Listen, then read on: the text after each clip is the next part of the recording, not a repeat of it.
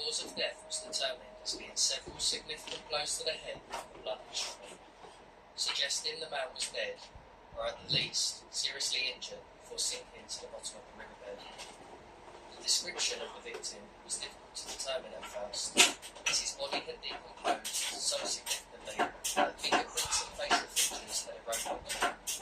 He was believed to be Caucasian, of Mediterranean or Eastern European descent, possibly Italian or Austrian, between 5'2" to 5'4", and aged between 21 and 46. His hair colour was dark brown.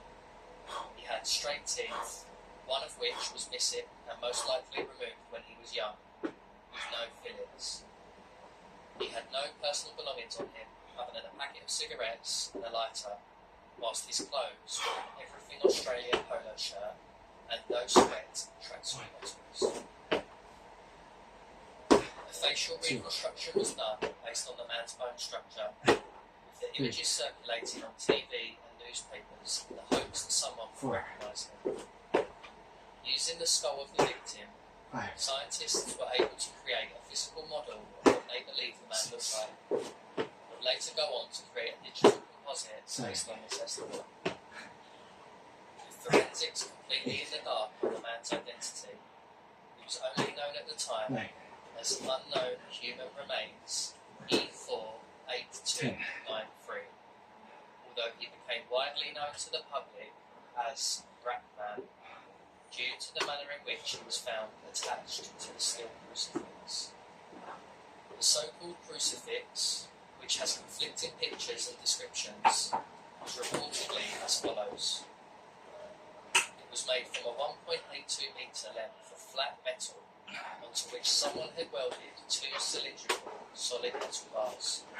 Between the bars, two pieces of reinforced rod had been attached and bent into a restricted L shape over the man's body. Wires and ropes were wrapped tightly around the torso, wrists and neck to ensure that the body was secured on the frame, whilst the remains of the plastic bags were strewn across different parts of the makeshift crucifix. What made this find even more chilling was that, after analysing the contraption, investigators were confident that the crucifix was custom built for the victim, with the steel frame matching the man's wingspan perfectly.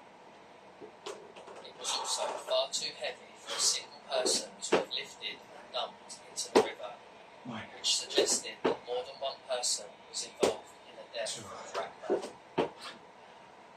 Another picture of the supposed wreck emerged in the media at the time, although it's unclear whether or not this is the actual device itself or an unrelated object mistaken for it. With DNA technology still in its early years, police struggled to make headway into uncovering who this mysterious man was, and relied purely on witnesses to come forward who believed they recognised the facial reconstruction. A $100,000 reward was offered to anyone who could accurately identify Rackman, but no credible information was received. With no missing persons reports matching the description, either nobody knew who this man was, or those who did were purposely remaining quiet. Police initially looked into the potential of this being a gangland activity, believing that perhaps the manner in which Rackman was murdered was to put out a message to others. They also went as far as considering the murder to be linked to a possible satanic cult, with the symbol of the crucifix leaning strongly towards the idea of a religious persecution. There were a number of religious-based cults operating in New South Wales in the mid-90s that had been investigated previously on numerous occasions, for crimes ranging from child abuse to violent rituals, although there was no concrete evidence to suggest that this was the work of a religious group. As time went by, many different leads provided by the public saw police investigate a number of missing person cases. The first was convicted drug dealer Joe Viviano, who was born in 1963 and had gone missing from the Sydney suburb area of Drummoyne in December of 1993. At face value, Joe fitted the bill, He was the right age, had dark hair, was of Mediterranean appearance, and was roughly 5'4".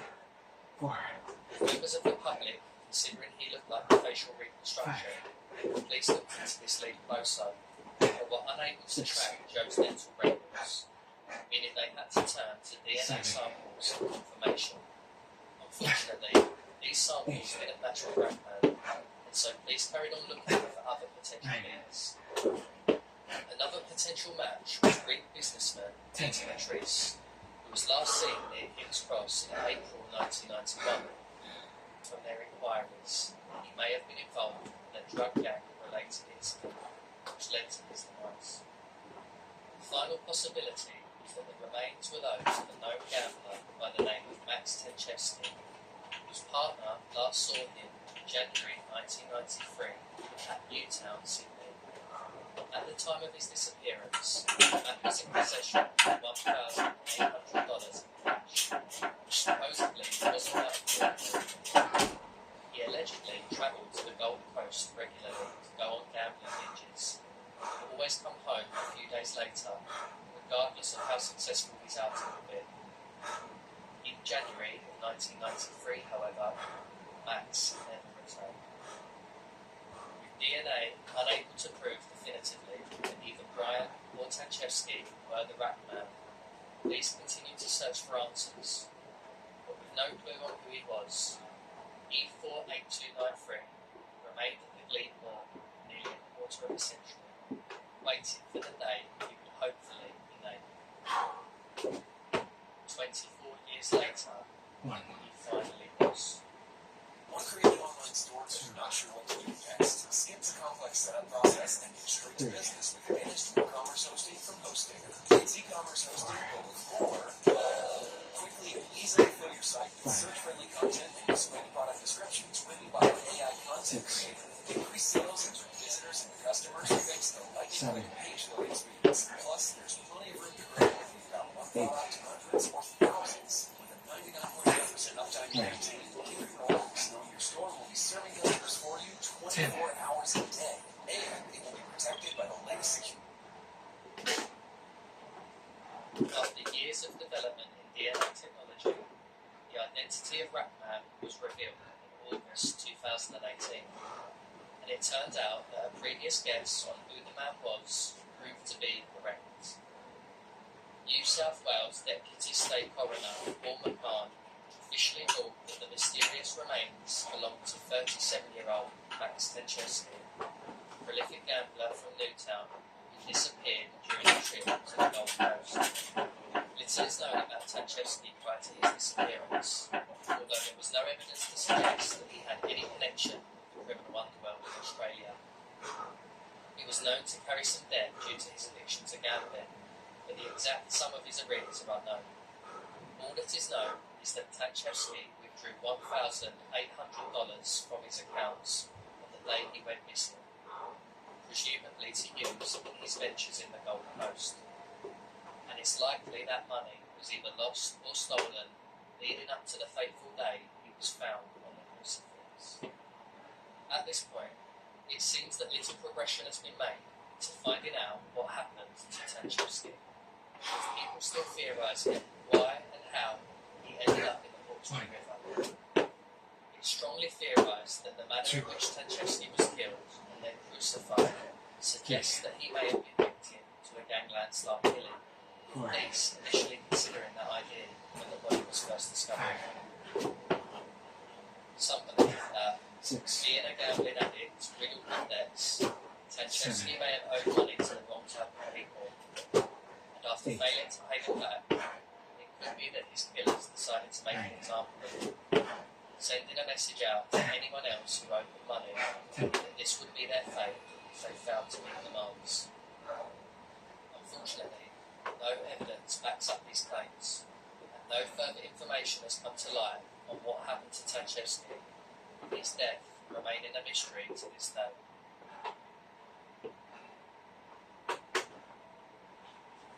Max Tenchevsky's death is certainly a tragic case, and it's hard to tell when any future developments will surface and provide further clarity on what happened to him.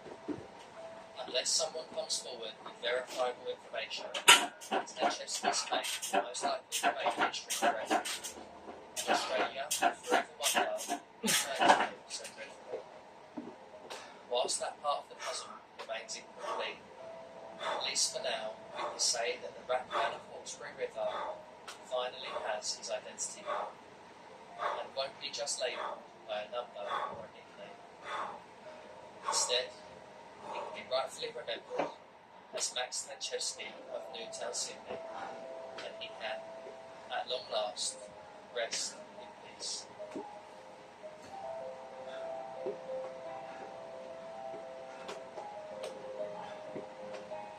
Thanks everyone for watching. If you like this video, please leave a thumbs up, and if you haven't already, subscribe to my channel if you're interested in more content like this. If you want me to cover a particular story, you can send me an email. It's just on my YouTube channel, or you can leave a comment below on this video. Thanks again for watching. I'll see you on the next one. 6, 7, 8. Want to get software development, data analytics, or IT security? Do yourself a favor and grab this course on demand.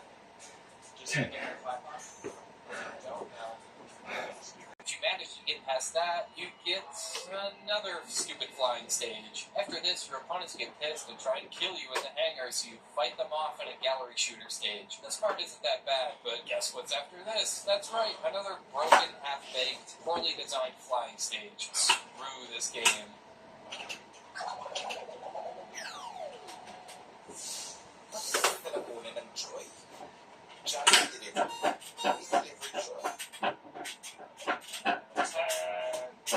Batman Forever. You know, the trouble with doing a video like this is that it's hard to avoid resorting to just insulting the game and coming up with creative ways to call the game a piece of shit and leaving it at that. We already have the angry video game nerd for that, and in Batman Forever's case, we already did a fine job burying this game. It tries to combine Mortal Kombat fighting mechanics with a 2D action platformer, and the controls are a complete disaster. To use the grappling hook, you press select and up? What the hell is that? This game is seriously a shitload of fuck.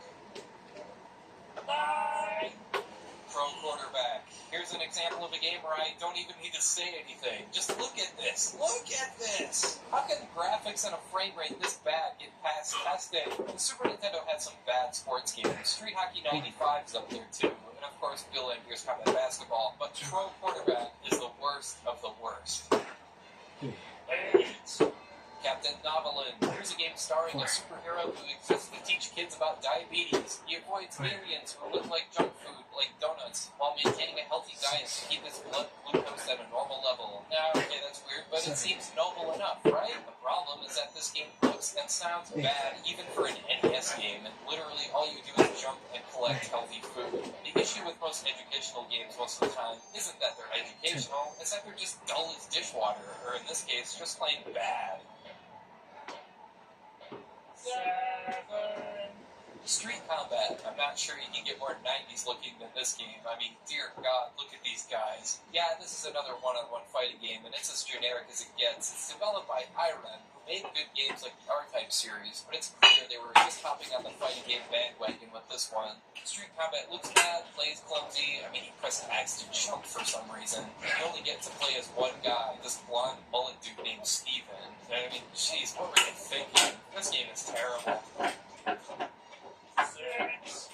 Wizard of Oz. This is just a classic case of having no idea what can and can't hurt you, what you can and can't jump on, where you're supposed to go, what's supposed to be the background, and what's supposed to be the foreground, and what the hell any of this has to do with the game is supposed to be about. This is your typical half-assed licensed garbage, but it's only the 3rd worst licensed game on the Super Nintendo, because there's also 5. Bebe's Kids, another movie licensed game, this one being a beat-em-up, and I dare you to even try and play through the first level. The enemies take like 24 hits, if you're even able to hit them with this horrendous hit detection. So they get hit, they get back up, they get hit, they get back up, and you slowly move to the next part, where you hit an enemy, they get back up, and dear God, just kill you. But this still isn't as bad as 2. Terminator 2 Judgment Day. It's amazing how badly this game is screwed up. It should be simple, right? Just to beat 'em up, you annihilate bad guys as the Terminator using all sorts of different weapons and stuff. But no, instead let's have some cryptic nonsense missions where you blow up things and get phone numbers and have the Terminator chunk like this. The freaking Terminator should not chunk like he's having muscle spasms in his groin. I'm in awe of how badly they screwed this game up. 3. Space Ace. Oh, it's only going to get worse. This game is an action platformer that's absolutely unplayable. The control is slow and deliberate, the enemies and projectiles are 100 times faster than you are, and everything kills you in one hit. And products have been taken off the shelves. Actually, these financial products are all made by the bank's own subsidiaries, and their safety ratings are quite high. In the past, banks relied on these products to attract deposits and make profits. But why have these suddenly been taken off the shelves? The reason is simple. They used to make money before, but now they're not making money. And some are even losing money. If a product is losing money, why sell? This is closely related to the real estate market, because most financial products essentially rely on real estate. Once the real estate market loses its profitability, all of these castles built in the air will collapse. With society unable to find ways to make money, facing an asset shortage, banks can only continue to lose money. Moreover, it's foreseeable that interest rates will continue to decrease. The high interest products offered by banks before are declining, and it's difficult for banks' current profitability to support investors' financial returns. So the banks have laid their cards on the table saying, I'm not doing it anymore. I'm not playing anymore. I'm going flat. Interesting, isn't it? China's economy is deteriorating. The real estate crisis is severe, and the banking industry is deeply affected. Recently, many banks have suddenly terminated a large number of financial products ahead of schedule, attracting widespread attention from the public. According to incoming statistics, as of June, more than 20 financial products have already been terminated prematurely. In the coming weeks, several more products will be terminated early, a phenomenon affecting major financial corporations.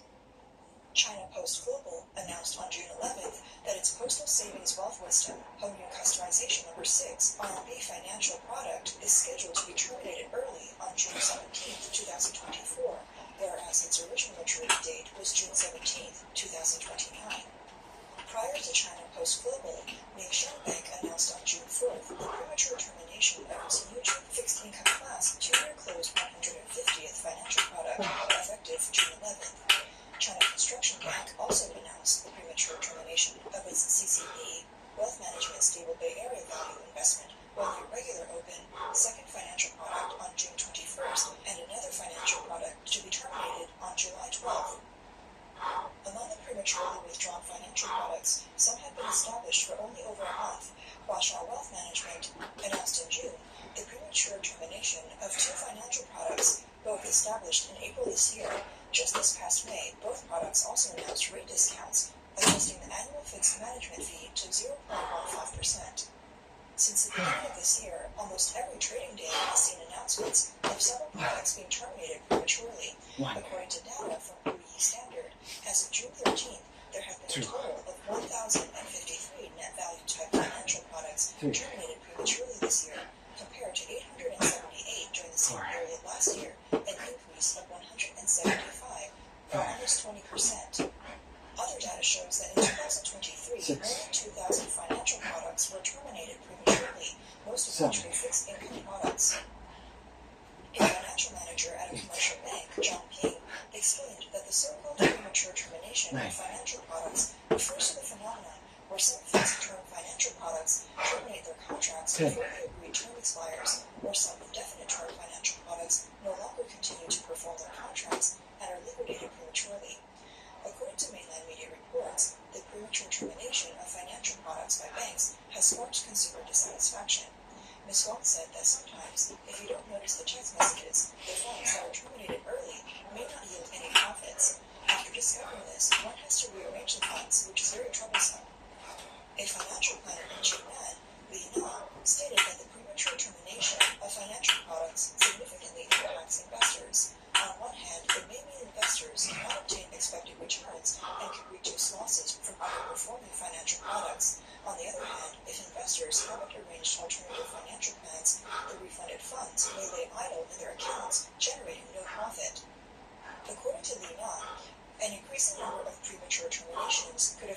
increased overconfidence in financial products.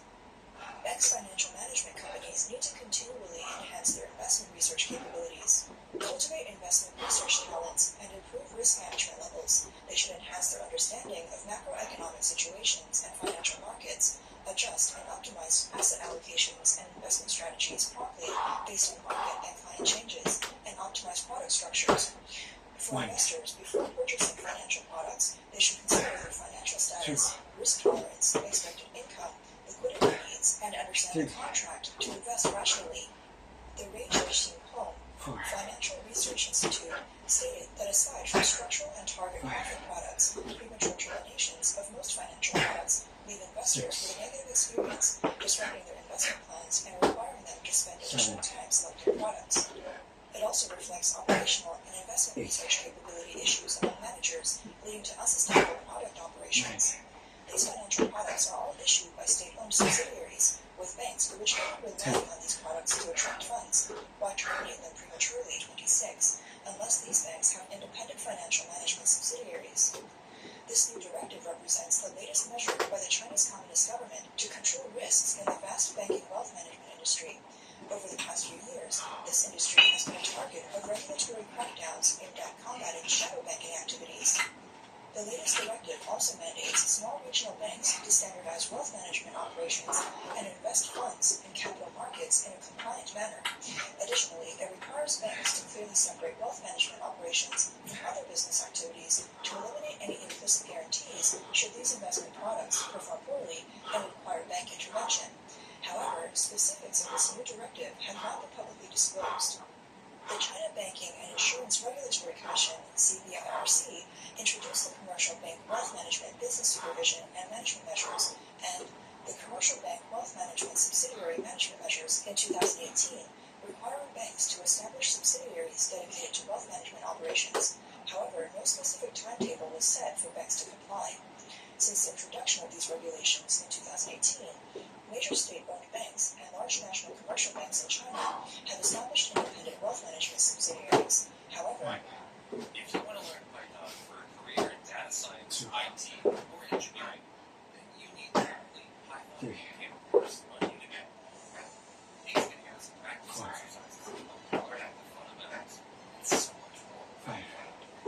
In our career-rich portfolio of advanced techniques, anytime you are learning, you've been software skilled. Get this course and code on.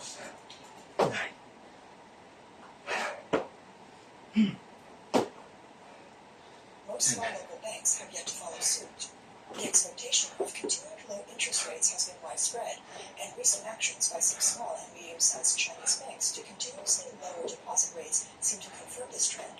For instance, on June 4th, Lanzhou Royal Commercial Bank reduced its 3-year fixed deposit rate from 2.7% to 2.6%. Just the day before, Gansu Bank had already lowered its 3-year fixed deposit rate from 3% to 2.6%, marking a significant 40 basis point decrease, the largest reduction in this round of rate cuts.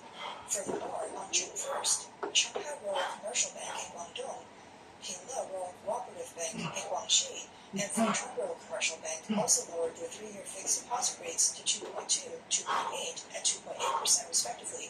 After multiple interest rate cuts over the past 2 years, fixed deposit rates above 3% have become scarce. The trend of interest rate cuts is far from over.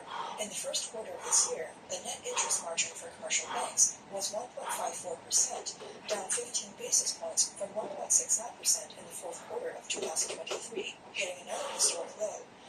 Net profit growth rates also dropped from 3.2% in 2023 to 0.7%, a decrease of 2.5 percentage points. Among them, state-owned and private banks had the most significant declines in net interest margins, with ICBC, Agricultural Bank of China, Bank of China, and Bank of Communications all having net interest margins below the industry average. Therefore, to maintain profits, commercial banks must continue lowering deposit rates.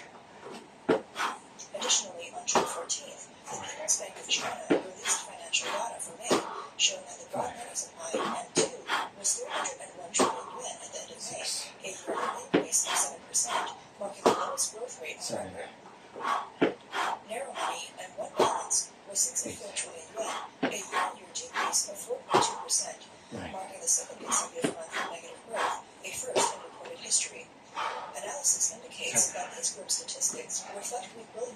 enterprises and individuals to borrow, with businesses lacking expansion drive and economic vitality remaining subdued.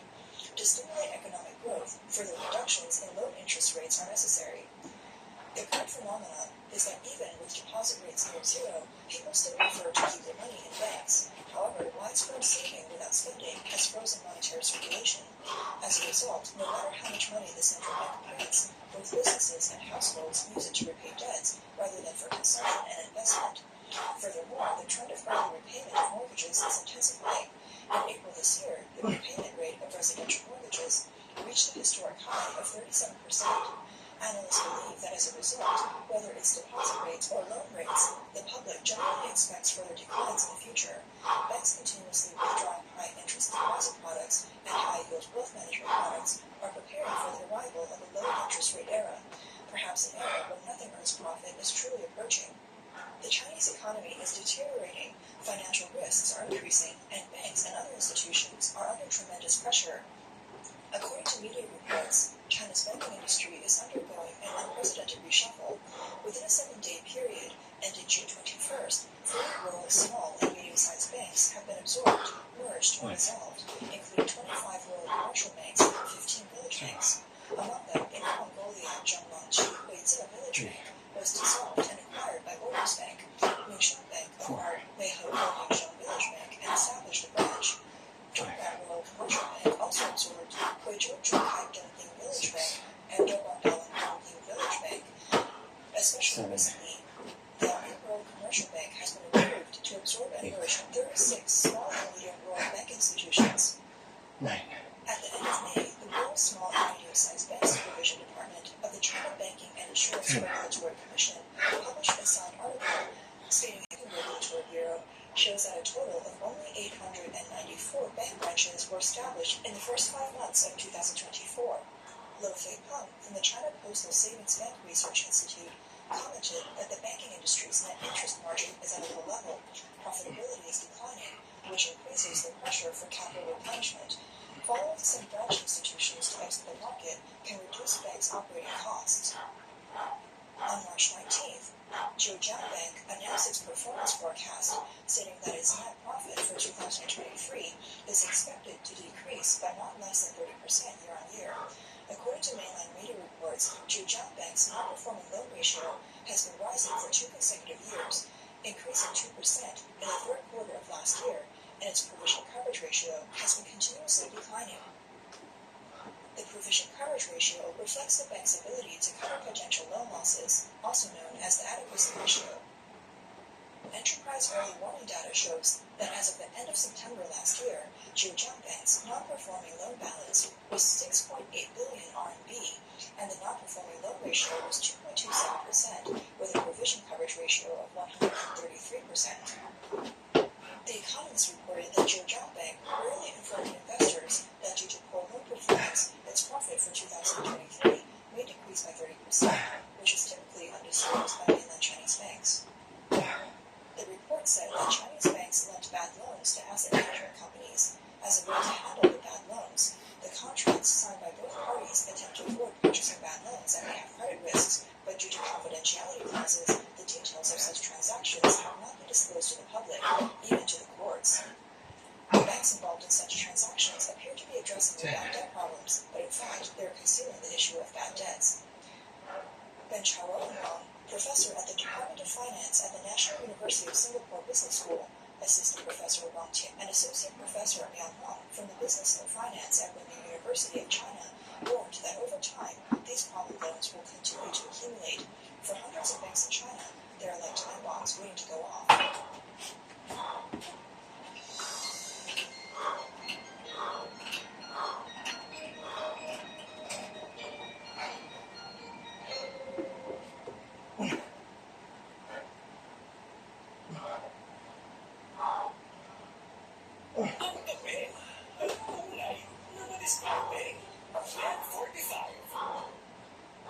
Over the past few weeks, scammers have been targeting victims with a new social security scam. They send text messages or emails claiming that a strange purchase had been made on their bank.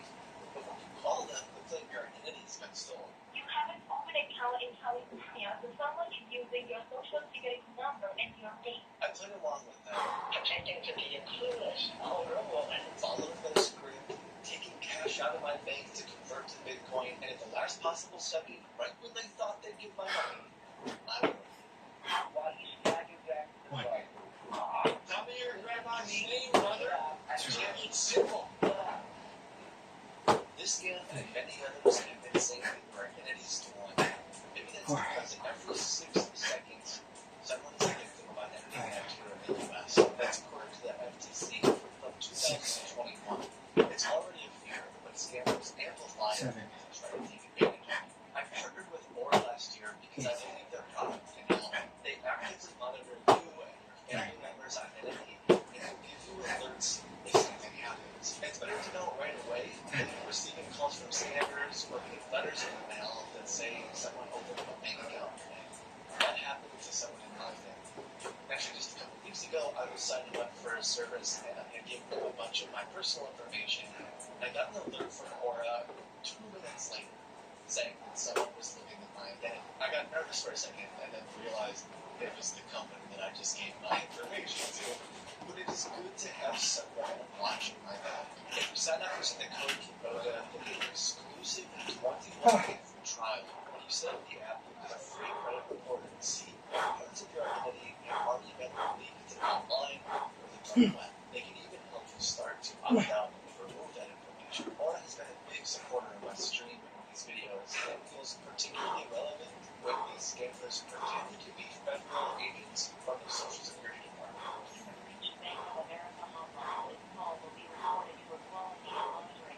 Hello? We need your first last name and your telephone number, ma'am. So could you tell me that you? The person is Martha, right? Yes, Martha. And where's the last name is? Good. Martha, are you able to drive your car? Yes, they haven't taken away my license yet. Alright, that's which is good. And Martha, I can do one thing for you. I already made the federal department regarding this case of fraud, and they will start the investigation over the case, and they will have to One. verify who is this Miss Jessica B. Her name is Jessica Brown. She is the person who opened the new account over your name into the state of California, and she created this account with your information, and she also deposited some cash into those accounts, $10,000 into check-in and $40,000 into business account, and so that she also made one of the transactions from those accounts as well to max account of $40,000, and they have to contact you as well regarding this one more time to take in your information and submit this paperwork into the court of law for the further investigation. That's why you're receiving a call right now or once they're talking about any time, I will let you know straight and the And I told them that my grandson is going to help. Maya is number one, pero hirap daw magkaroon. Mahirap daw makita ang Maya PR. Ang hirap na. So hard.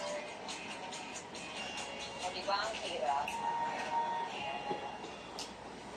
When you go inside the store, inside the store, you can see a scan machine, the video here, the ATM machine with the name of Sept. It's written in yellow and black color. There's a lot going on. Go to that machine. Some good looking candy here. I'll give them that. You can buy that candy. Kind of expensive. And the vases for flowers look nice. It says select the cryptocurrency. Okay, can you see buy Bitcoin, BTC? This is really the government. What you can see on the screen? Oh, well, this is. Yes, ma'am. It's the government authorized machine. It's just for your education purposes. It says there's a whole screen, a whole message. I'm going to read to you. Before buying cryptocurrency, please review the following. Don't Okay, be then all the boxes. don't share with And click on next one. anyone. Ma'am, I Don't told you. You need to send see the next one. cryptocurrency to anyone you don't know and trust. Are you listening me? Hello, can you hear me? All money must be used to purchase cryptocurrency once. Be aware of common cryptocurrency chains. What do you get here on the screen? Oh, I have to verify my PIN. Check your inbox. You might get a one-day password. My grandson checks it. Check your bank okay? You know, it is familiar with different digital coins. A bit of a crypto bro. This is your case, okay? The case is under your name. I got you, fam. Just check your inbox. He's gonna help me get an account phone out. Oh, okay. I got it. Okay, grandson to set up a digital crypto wallet. Oh, is this what I mean? Do not talk. Listen to me. Do not talk to your grandson. Okay? And do not put out Does it mean my grandson was in this motel? He was here earlier? Ma'am, just listen to me first of all. Can you listen to me? I'm tired to chill with all this melt everywhere. Well, I'm in the middle of something. Do one thing. We'll go to the store person. Tell them that you are on a call with your grandson and give this phone to them, okay? I'm gonna ask them to help you with this, okay? Go to a store person. Give this phone to them, okay? Yeah, well, how's it going, man? Grandson and her grandson. Help and her grandson. What is she trying to do? She's really like messing with your eye in here. Can you help us? Is she lost? Oh my God. Did you say something then? I don't think she's supposed to be in here. Two. That's why She came here by Can you tell her? Three. If you walk up to you, you're the police. I'm her grandson. Four. I'm her grandson. What you saying? I Can gotta you help us? She ain't watching cash. She been there. Six. Yeah, she been there to buy some Seven. cryptocurrencies for her. Can you put that? Hey, no problem, man. No problem at all. I'm loading the money up. Right. One thing. Putting the money in there. Sorry? I'm loading my money up now. 10. Cash in the machine? Yes. Okay, did you scan the wallet with that thing to you? Yes. Well, the one yes. The one I think my grandson as well as are you a fellow with you? So that. I have like all the